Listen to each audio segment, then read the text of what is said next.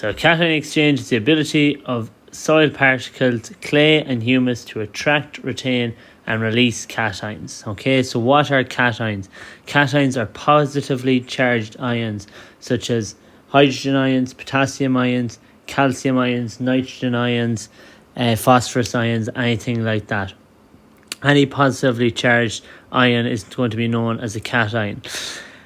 So what we have here in this diagram is we have soil which is negatively charged. So we can see that we have our negatively charges on the outside of our soil particle, and that is what attracts our positive cations to the surface of the soil.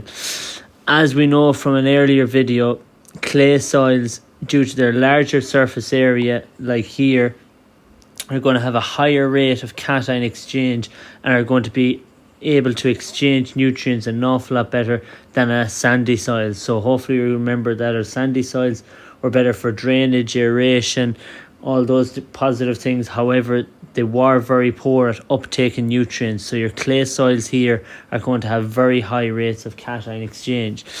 If you're looking for an example of cation exchange in agriculture is liming.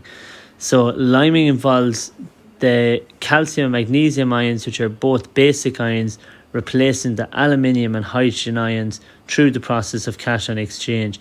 So your aluminium and hydrogen ions are going to be acidic ions, and they're going to leave the soil and allow the introduction of your basic ions such as calcium and magnesium to increase the soil's pH. So that's the main reason we add lime to our land. Our ground rock limestone is to increase the pH of the soil. Okay, so to bring our soil from maybe a 5.2 all the way up to a 6.3.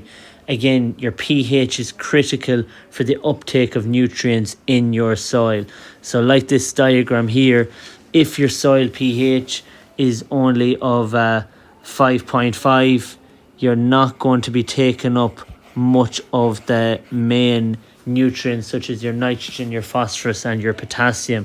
However, if you can increase your pH to 6.3, 6.4, 6.5, you are going to increase the availability of nutrients in your soil.